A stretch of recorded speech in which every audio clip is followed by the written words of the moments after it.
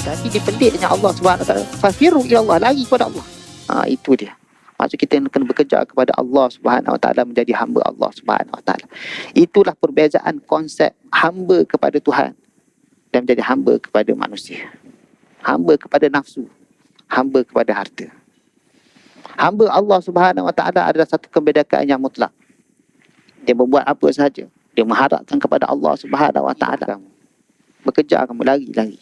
Fafirru, lari. Lintang pukang, maksud lari sungguh. Kalau disebut fafirru ni, farrah yafirru dalam bahasa Arab. Kita lari daripada apa? Binatang yang buas, seperti harimau, kan? Seperti apa lagi? Ular, lari daripada ular, takut. Lari macam tu. Maksud ketakutan tu lari. Tapi ni peliknya Allah Subhanahu Wa Taala, fafiru ila Allah, lari kepada Allah. Itu dia.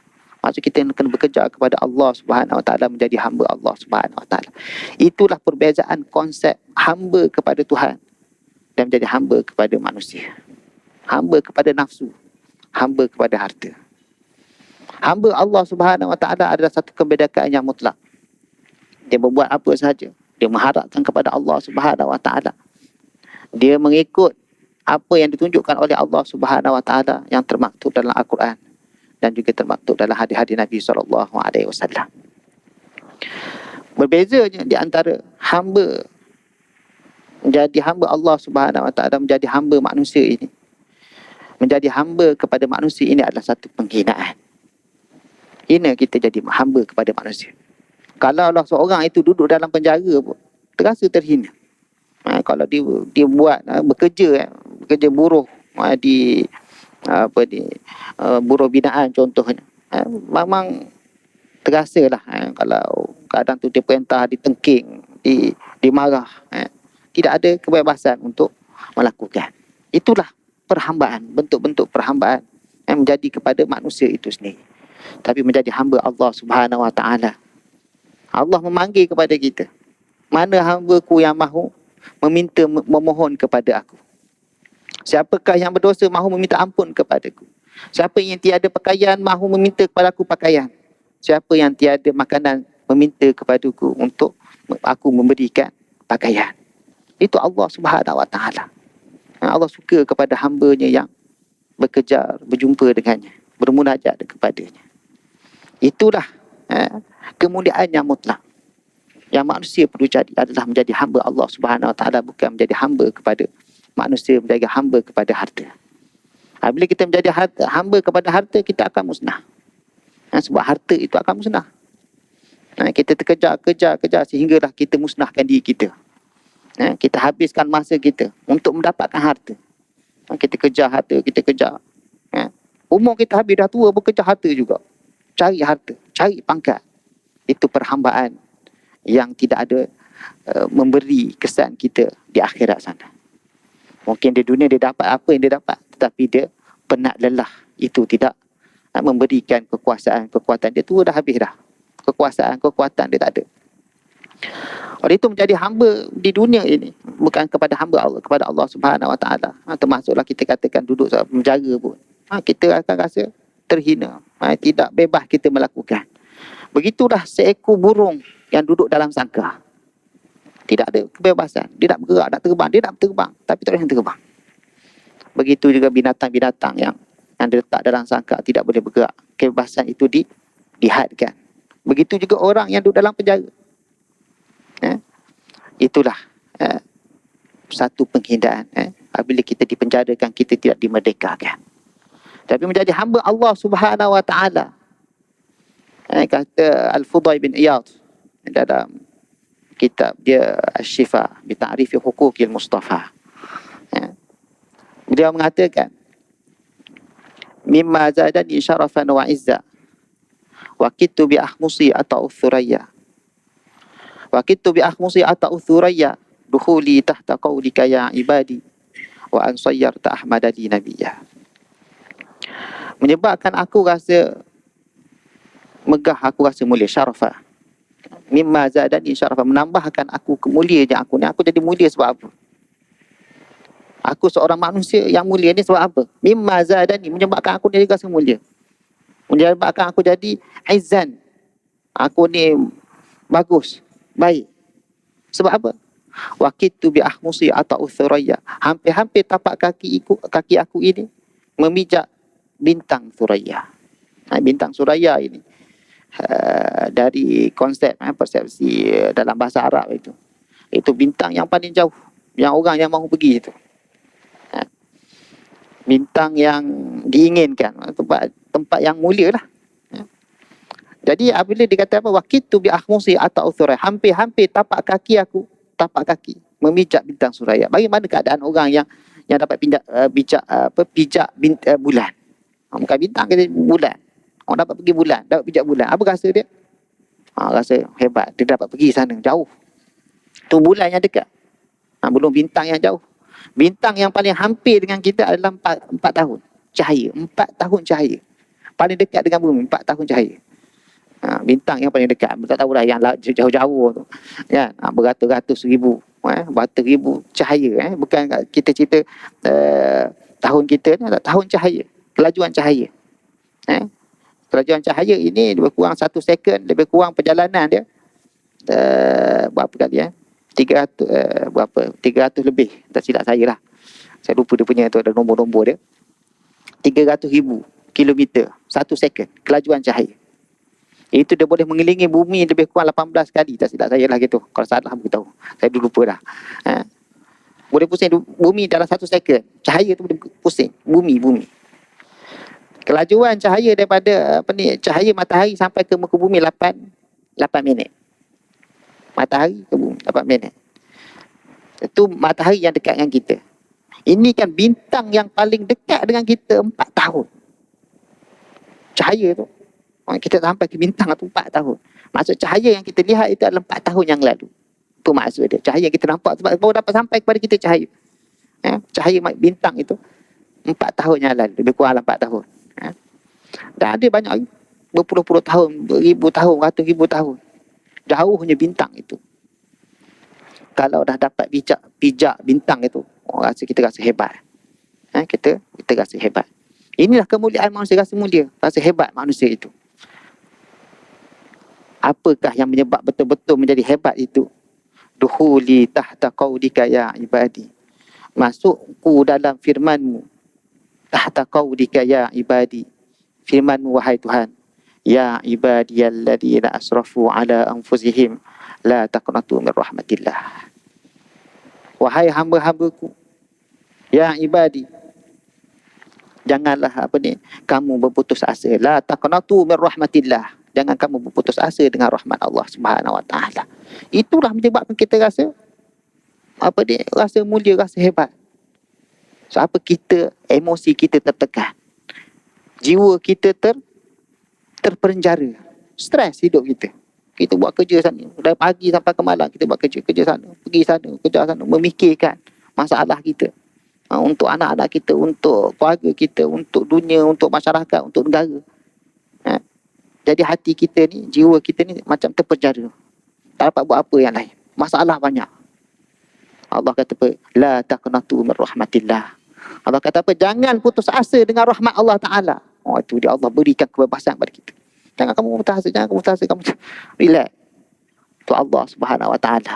Waktu itu kita rasa apa? Rasa hebat, rasa izzah. Izzatun nafs, kemuliaan jiwa kita. Diri kita ni rasa mulia. Dengan sebabnya Allah Subhanahu Wa Ta'ala menjadi hamba Allah Ta'ala. Sebab apa? Ya ibadi, Allah sebut. Bila kita menjadi hamba Allah Ta'ala, ya ibadi, wahai hamba-hambaku. Allah kata panggil dengan nama apa? Dengan gelaran hamba-hamba. Itulah kemuliaan yang mutlak. Kehebatan yang ada pada jiwa manusia, itulah dia menjadi hamba Allah Subhanahu Wa Ta'ala. Ya ibadi, Allah panggil pada kita. Itulah kita kena kejar. Kita menjadi hamba Allah Ta'ala. Allah panggil kita, wahai hamba-hambaku. Yang Allah cerita kepada para malaikat, inilah hamba-Ku. Sebut nama dia. Wa majtama'a qaumun fi baitin min buyutillah yatluna kitaballah wa yatadarasunahu bainahum illa nazalat alaihimus sakinah wa ghasyiyatuhumur rahmah wa haffathumul malaikah wa dzakarahumullahu fi man indah.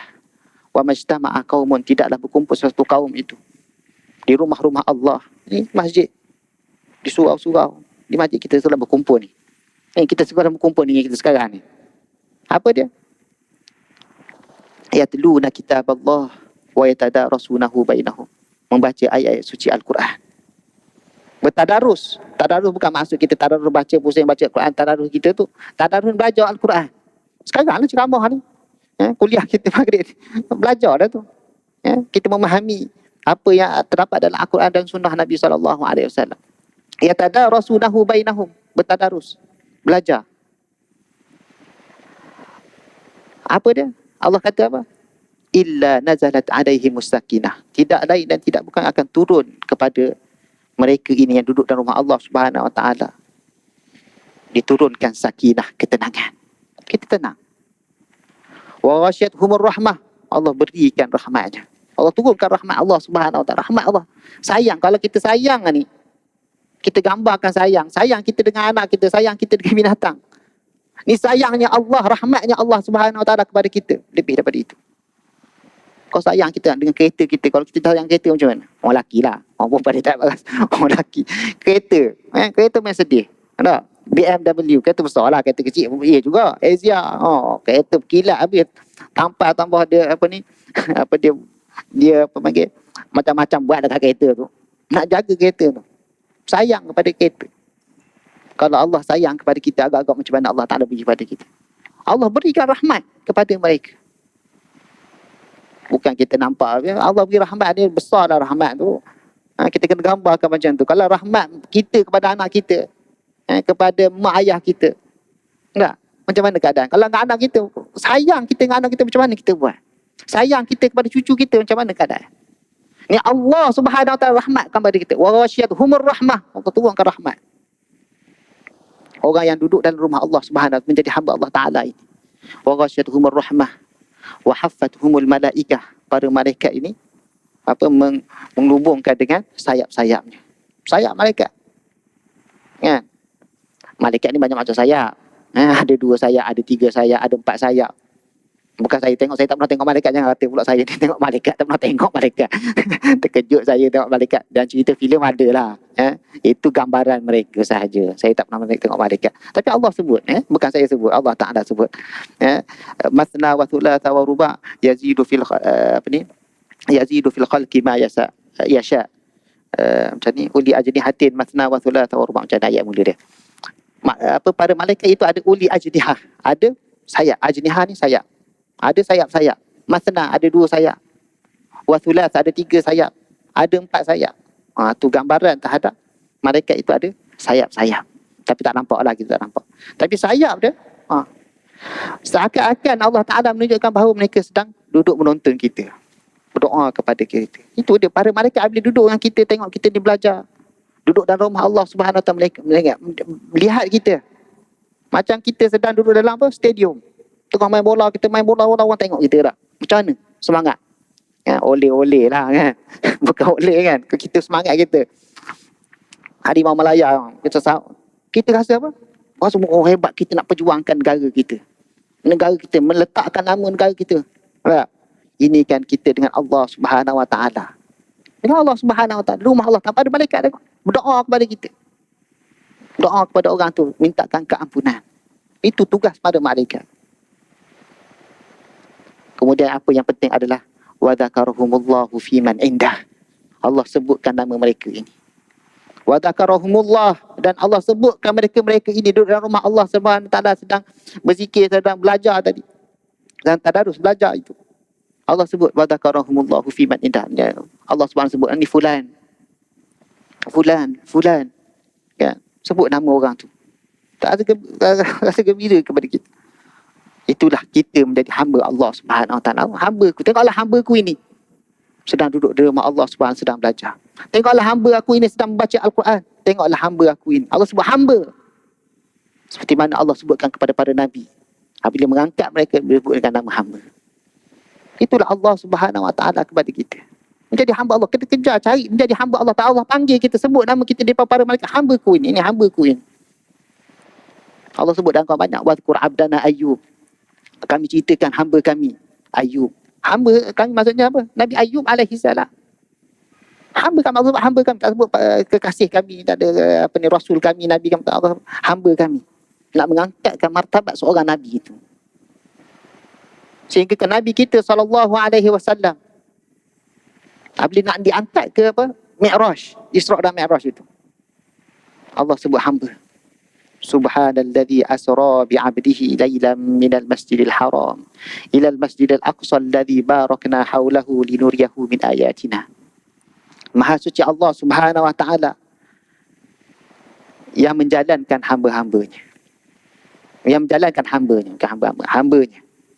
Asra bi'abdihi, menjalankan hambanya. Lailan, pada waktu malam, minal masjidil haram, daripada masjidil haram ke masjidil aqsa. Allah yang menjalankan hambanya. Allah tak sebut menjalankan kekasihnya. Itu Nabi kita Muhammad adalah kekasih Allah Subhanahu wa taala. Nabi itu adalah kekasih Allah. Allah redha Nabi. Allah sayang kepada Nabi. Maka Allah kata apa? Hamba kami.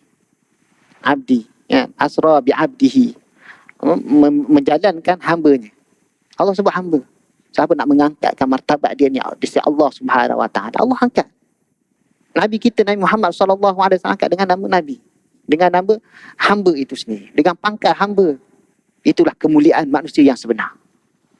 Sebab apa dalam keadaan macam mana berlakunya Isra' Mi'raj ni? Sebab apa kalau kita nak faham lah kisah Isra' Mi'raj, dalam Nabi keadaan tertekan. Berlakunya Isra' Mi'raj dalam Nabi dia tertekan. Wafatnya pak saudara Nabi, wafatnya Khadijah, Sayyidatuna Khadijah radhiyallahu anha. Amul huzni, tahun kesedihan. Apa yang berlaku? Tekanan daripada kaum Quraisy kepada Nabi SAW. Nabi kata macam tak ada apa-apa dah. Seakan-akan pintu dakwah itu tertutup depan mata. Tetapi Allah Subhanahu wa taala mengangkat Nabi. Kemuliaan Nabi itu Allah angkat. Maka Allah buat perjalanannya dan menyebut Subhanalladzi asra bi'abdi. Maha suci Allah Subhanahu wa taala yang menjalankan hamba. Allah Taala sebut. Allah mengangkatkan Nabi dengan kemuliaan. Allah Subhanahu menyebut apa? Sebagai seorang hamba. Maka kita cari, kita jadi hamba Allah Subhanahu wa taala. Kita berzikir, kita menjadi beramal ibadah. Taat kepada perintah Allah, meninggalkan apa yang dilarang. Itu yang sepatutnya kita kena kejar, kita kena cari. Barulah kita dapatkan kemuliaan yang sebenar, kemuliaan yang hakiki. Di dunia dan juga di akhirat. Itu kita kejar. Oleh itu Allah Subhanahu wa taala bila menyebut nak memberikan kepada hamba-hambanya ini, kepada manusia itu apa yang dia nak, maka Allah sebut apa? Hamba juga. Kalau kita baca ayat Quran, ud'uni astajib lakum. Macam mana ya? Wa idza sa'alaka ibadi anni fa inni qarib. Ujibu da'watad da'i idza da'an. Apabila hambaku, wa idza sa'alaka, apabila hambaku, sa'alaka ibadi, hambaku bertanya kepada engkau wahai Muhammad. Sa'alaka ibadi. Allah kata apa? Hambaku.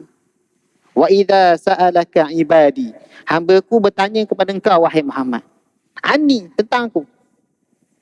Fa inni qarib, sungguhnya aku hampir kepadanya. Fa inni qarib, Allah kata dekat. Allah mengangkatkan hamba. Ujibu da'watad da'i idza da'an, dan aku perkenankan orang yang sedang berdoa kepada Allah, meminta, mohon kepada Allah Subhanahu wa taala apabila dia ni meminta doa. Allah mustajabkan. Allah mengangkatkan seorang hamba itu dan Allah perkenankan doanya. Itulah dipanggil apa? Permintaan yang hakiki. Kalau kita minta manusia tak beri, dah cukup, tak boleh lebih-lebih. Kan? Manusia tak begitu. Tapi Allah Subhanahu Allah beri. Kita minta, kita beri. Biasanya Allah Ta'ala beri kepada kita kemaslahatan kita lah. Kena beri apa yang tak elok pada kita. Tetapi kadang tu kita merasakan bahawa sebenarnya Allah Ta'ala tu beri buruk pada kita. Itu masalah. Padahal dalam buruk itu ada kebaikan. Kadang kita tak nampak. Masalah orang sekarang ni dia banyak menyalahkan kepada qada dan qadar Allah Subhanahu wa taala. Dia tidak tahu apa yang lebih baik untuk diri dia. Itu masalah juga. Kefahaman dan konsep tu kita cerita tu. Kita cerita tentang Allah Ta'ala muliakan hamba itu dengan berikan segala permintaannya. Ujibu da'watad da'i idza da'an. Allah perkenankan, aku perkenankan doa bagi orang-orang yang berdoa. Allah terima. Ud'uni astajib lakum. Serulah, berdoalah kepada aku. Astajib lakum, aku perkenankan. Perkenan. Kita nak berkenan, minta izin kebenaran untuk mohon cuti dah. Lebih dah ni tak boleh dah, cukup dah. Tapi Allah Ta'ala tidak sama sekali. Bahkan Allah berikan dengan rahmatnya. Allah dengan rahmatnya kita masuk syurga Allah Subhanahu Wa Taala. Dengan rahmat Allah Taala kita dapat masuk syurga Allah Taala. Dengan rahmat Allah Taala kita masuk syurga Allah Taala. Dengan rahmat Allah Subhanahu Wa Taala kita jauh daripada api neraka. Rahmat Allah Subhanahu Wa Taala. Sayangnya Allah Subhanahu Wa Taala kepada kita. Maka kita jadilah hamba Allah Subhanahu Wa Taala. Hamba yang merdeka dia panggil. Oleh itu Allah Subhanahu Wa Taala menjadikan syariah ini untuk manusia itu menjadi seorang yang mukallaf itu adalah orang yang ada akal. Nama mukallaf, manusia yang berakal itu boleh memilih. Apa maksud mukallaf? Dua syarat mukallaf. Baligh dan berakal. Baligh maksudnya dia dah sampai umur. Yang kedua adalah berakal. Kalau tak berakal, amalan dia tidak terima. Maksudnya bukan tidak terima, maksudnya amalan tu tidak diwajibkan kepada dia sebab dia tak ada akal, tidak ada pilihan. Akal dia tak boleh fikir dengan baik. Orang yang tak cerdik, orang yang terlalu bodoh, tersangat bodoh, safih ataupun sufaha, orang yang bodoh sangat, tak boleh menerima sesuatu perintah contohnya. Dia tak diwajibkan kepada dia. Tapi siapakah yang ditaklifkan kepada dia? Orang yang ada akal. Dia panggil mukallaf. Nak sembahyang mesti dia mukallaf. Maksudnya syarat seorang untuk sembahyang itu adalah mukallaf, berakal. Masa Allah berikan kebebasan kepada dia. Maksudnya dia pilih. Dia nak sembahyang ke tak nak sembahyang, dia pilih. Dia pilih nak sembahyang tak nak sembahyang. Waktu bulan Ramadan, dia pilih nak puasa ke tak nak puasa. Pilihan dia. Menjadi hamba Allah Ta'ala dia pilihan. Tetapi bagi seorang yang menjadi hamba Allah Ta'ala, dia akan pilih Allah Subhanahu Wa Ta'ala, tidak lagi. Dia akan pilih Allah Subhanahu Wa Ta'ala. Seperti mana seseorang itu memilih makanan yang sedap-sedap untuk diri dia. Sebab dia tahu Allah Ta'ala akan beri pada dia. Kemuliaan itu terletak pada Allah Subhanahu Wa Ta'ala, maka dia cari Allah Subhanahu Wa Ta'ala. Dalam kisah dalam satu peperangan, bagaimana para sahabat itu cinta kepada Rasulullah sallallahu alaihi wasallam, sayang kepada Rasulullah. Memahami Rasulullah itu macam mana? Dalam perang Hunain, selepas perang Hunain. Dalam perang Hunain itu peperangan yang begitu sengitlah. Terlalu ramai, peperangan begitu besar, ramai. Orang Arab, Quraisy, Bani Khuza'ah, dia bawa semua orang. Anaknya dia bawa harta rumah semua dia bawa. Harta barang semua, kambing, unta semua dia bawa. Masuk pergi perang, sampai nak perang betul-betul. Nak lawan Nabi kita Muhammad sallallahu alaihi wasallam. Maka ketika itu Hunain, selepas Hunain dia adalah peperangan yang berlaku selepas Fathu Mekah. Jadi orang banyak masuk Islam. Selepas Fathu Mekah ni banyak orang masuk Islam. Apa yang berlaku apabila Hunain ni? Kisah panjang lah, kisah perang Hunain itu. Idza a'jabatkum katsratukum falam tughni ankum syai'a laqad nasarakumullahu fi mawatin katsiratin wa yawma Hunain idza a'jabatkum katsratukum falam tughni ankum syai'a wa dhaqat 'alaikumul ardu bima rahubat. Kisah perang Hunain, keadaan mudanya terkepung, hampir kalah. Sebab idza a'jabatkum katsratukum, sebab kamu rasa ni kamu banyak kamu boleh menang. Sebab rasa banyak kamu boleh menang, Allah tak bagi menang. Allah tak bagi menang. Allah tak bagi menang. Idza a'jabatkum katsrakum, sebab kamu rasa kamu ni banyak, kamu boleh menang. Allah tak bagi. Hampir-hampir kalah, tapi menanglah lepas itu. Ya. Apa yang menang? Dapat harta yang begitu banyak. Yang tak pernah orang Arab terfikir sebelum itu boleh dapat harta seperti itu. Orang Arab sebelum itu tak pernah rasa fikir boleh dapat harta sebanyak itu. Emasnya, unta, kambing yang begitu banyak, harta begitu banyak. Sehingga ke Abu Sufyan yang baru masuk Islam kata, orang Arab tidak terfikir bagaimana Muhammad ini boleh dapat macam ni. Orang Arab tak boleh terfikir, masa terlalu banyak harta tersebut ketika perang Hunain itu. Apa yang berlaku adalah Rasulullah SAW buat pembahagian harta pusaka, harta rampasan perang. Rasulullah bagi kepada orang-orang yang baru masuk Islam, terutamanya ketua-ketua mereka ini, ketua-ketua kabilah. Nabi bagi banyak. Beri 1 ekor untuk, beri 1, Abu Sufyan beri 1 ekor. Abu Sufyan kata, wahai Rasulullah, banyaknya harta ni, tak pernah orang Arab fikir, dia kata. Berilah aku sikit, berilah aku. Maka Rasulullah beri 100 ekor unta. 5 kuranglah 5 kilogram gitu. 500 gram ke 5 kilogram emas. 5 kilogram emas. Beri kepada siapa? Abu Sufyan. Kemudian Abu Sufyan kata apa? Sayyiduna Abu Sufyan kata kepada anak aku, Rasulullah beri juga pada anak Abu Sufyan. Beri 100 ekor unta. Lepas tu Rasulullah beri kepada orang-orang lain. Yang ketua kabilah dia. Begitu 100 ekor unta, 100 ekor unta. Beri emas lagi. Begitu banyak beri. Beri macam tu. Terlalu banyak harta tersebut. Jadi masalahnya dalam peperangan, dalam pembahagian itu, Rasulullah beri kepada orang-orang yang masuk Islam ni. Muhajirin Rasulullah beri. Tapi Rasulullah tidak beri kepada kaum Ansar. Rasulullah tak beri. Kaum Ansar yang terdiri daripada Aus dan Khazraj itu, Rasulullah tak beri satu habuk pun lah, kita itulah ayat kita. Satu habuk pun Nabi tak beri. Tak tahu. Orang ni pergi perang. Muhajir pergi perang. Orang yang masuk Islam tadi pergi perang. Ansar pun pergi perang. Aus dan Khazraj pergi perang juga. Tapi Rasulullah tak beri satu sen pun. Tak ada apa pun. Jadi mereka ini orang pelik lah. Pembahagian tak beri kepada orang. Orang pergi tak beri.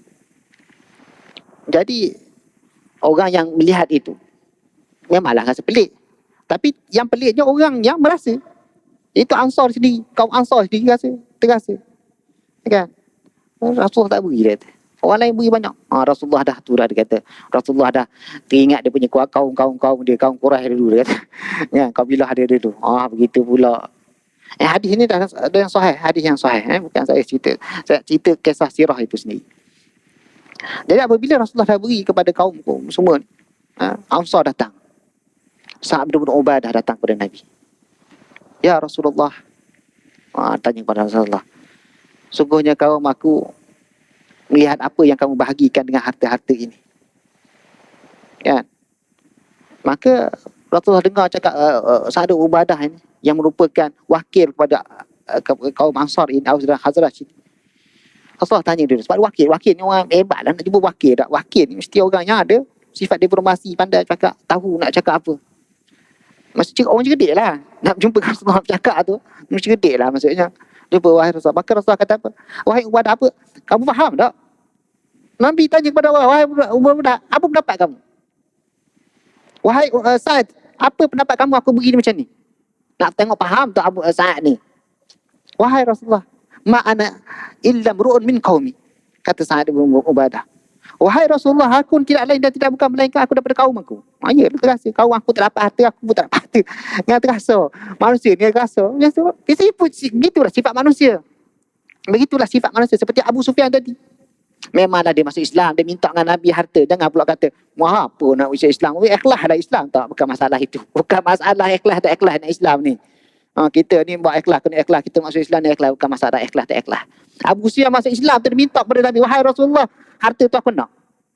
Aku nak harta tu. Harta rampasan tu aku nak. Dia minta. Bukan masalah ikhlas tak ikhlas. Bukan masalah itu. Kita ni masalah menghukum orang ikhlas tak ikhlas. Bukan masalah ikhlas tak ikhlas ni. Bukan masalah. Orang masuk Islam ramai tu minta pada Rasulullah, harta tu banyak, beri aku sikit. Rasulullah beri. Sehingga kan seorang tu dia kata apa? Rasulullah kata, kamu suka tak dengan aku beri ni? Betul, aku suka. Kamu beri banyak-banyak.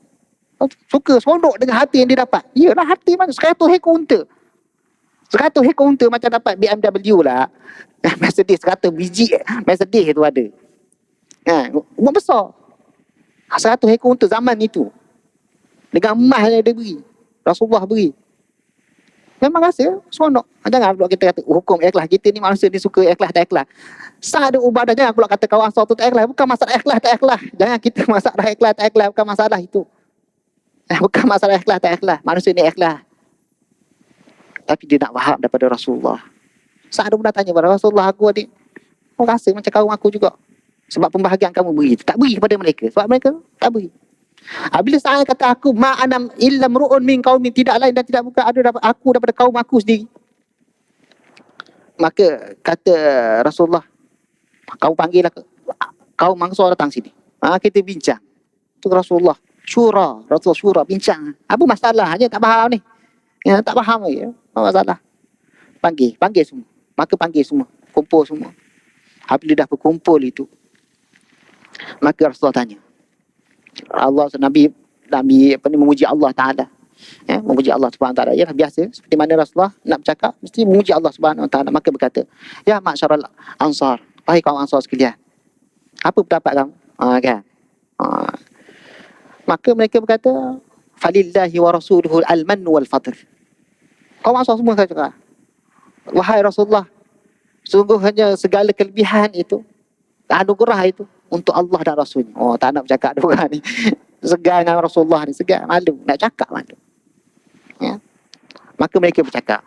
Nabi cakap kan? Sebab mereka tak nak bercakap. Tak nak bercakap. Yalah, malu nak bercakap dengan Rasulullah. Rasulullah. Mereka tahu kedudukan Rasulullah di sisi mereka. Dia faham. Jadi apa mereka cakap? Allah dan Rasulnya adalah segala kebaikan dan kemuliaan itu Allah dan Rasul. Maka Rasulullah kata, adakah ya masyarakat Ansar disebabkan fala saddaqtum, kalau kamu nak katakan begini, Rasulullah cakap seperti mana apa yang kamu nak cakapkan. Rasulullah tolong cakapkan. Mungkin kamu akan nak kata nak benar ke tak benar, inilah kamu akan cakapkan. Kamu akan katakan sungguhnya engkau wahai Rasulullah, engkau wahai Muhammad, gitulah. Kamu ini dipulaukan oleh kaum kamu. Sungguhnya kamilah yang memberikan tempat tinggal. Kamu cakap, Rasulullah cakap kepada mereka, Rasulullah cakap, Rasulullah tolong cakap. Kamu ni miskin, kamilah berikan harta kepada kamu, wahai Rasulullah. Rasulullah cakap, ungkit balik. Adakah ini kamu nak cakap?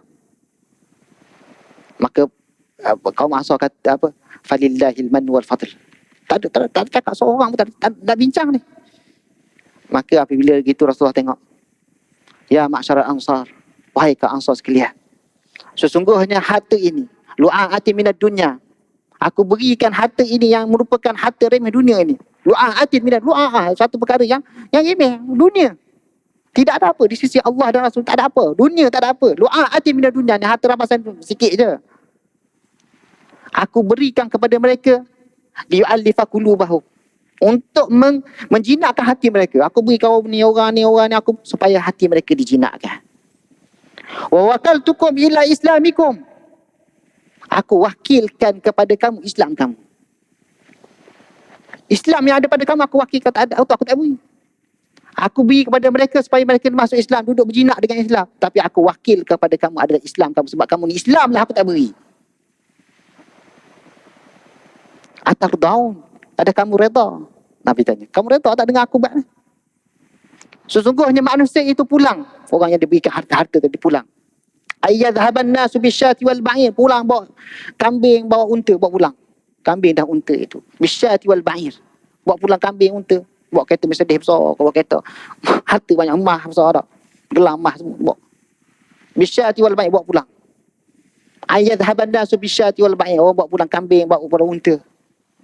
Wa tadhabu nabi rasulillahi fi rihalikum, kamu pulang dengan Rasulullah sallallahu alaihi wasallam. Kamu pulang dengan Rasulullah, bukan pulang dengan harta. Apabila mereka melihat, mendengar apa yang Rasulullah kata itu, mereka mula menangis, memahami. Mereka memahami. So Allah segala-galanya, Rasul ada segala-galanya. Menjadi hamba Allah Subhanahu Wa Taala, taat, cinta kepada Rasulnya. Itu kecintaan kita kepada Rasul, begitu. Begitulah kaum Ansar terhadap Rasulullah sallallahu alaihi wasallam. Cuma mereka tidak faham kepada itu apa dimaksud. Maka apa? Wa wakaltukum ila Islam, sebab Islam kamu dah aku tak beri. Itu Islam, bukan masalah. Islam sebab Islam kamu. Maka mereka ni keluar menangis. Hatta akhdalu lihahum, habis menangis, keluar menangis. Faham dah Rasulullah cakap tu apa. Maka Rasulullah berkata, laulal hijrah, kalau bukan kerana hijrah, lakuntum ra'an minal ansar, maka aku ni adalah seorang daripada orang Ansar. Rasul nak puji pada Ansar ni, siapa dia? Bukan apa, Ansar ni orang bagus. Kau Ansar ni Rasul, kalau tidak ada hijrah, sungguhnya aku ni seorang Ansar. Lau salakanna susya'ban la salaktu maslakal Ansar, jika seorang itu pergi mengikut jalan cara orang lain, aku ikut cara orang Ansar ni lah, aku ikut. Maka Rasulullah sallallahu alaihi wasallam berdoa kepada kaum Ansar, Allahumma arhamil Ansar wa abna'a Ansar wa abna'il Ansar. Ya Allah, rahmatilah Ansar ini. Rahmatilah anak-anak mereka. Rahmatilah cucu-cucu mereka ini. Rasul doa kepada mereka. Saya tenang hati mereka. Begitulah keadaan mereka. Maka mereka berkata kepada Rasulullah, sungguhnya itulah pembahagian yang sebenar. Pembahagian itulah sebenarnya. Mereka terima sebagai Rasulullah itu adalah Rasulnya, orang yang mereka kasih. Begitulah kita dengan Allah Subhanahu Wa Taala. Allah beri pilihan kepada kita menjadi hamba Allah Subhanahu Wa Taala, menjadi kasih Allah Subhanahu Wa Taala. Maka kita kena sentiasa banyakkan berzikir, banyak beramal ibadah, solat kita kena banyak sembahyang tahajud, kita kena baca Quran, kita kena berzikir, kena semua segala-gala itu kita kena buat supaya kita menjadi hamba Allah Subhanahu Wa Taala yang dimaksud sebagai kemerdekaan yang mutlak itu, yang diingini oleh setiap seorang manusia itu, menjadi hamba Allah Subhanahu Wa Taala. Tenang hati kita apabila kita menjadi hamba Allah Taala. Maka apabila kita ada masalah, kita bangun malam, kita ambil wudu, kita solat 2 rakaat, kita memohon kepada Allah Taala, maka secara segala masalah kita akan terlerai. Maka itu kita kejarlah Allah Subhanahu Wa Taala, wasari'u ila maghfiratin min rabbikum wa jannatin 'arduhas samawati wal ard. Maka bersegeralah mendapatkan maghfirah Allah Subhanahu Wa Taala yang syukurnya adalah sebesar langit dan bumi. Wallahu taala alam. Assalamualaikum warahmatullahi taala wabarakatuh.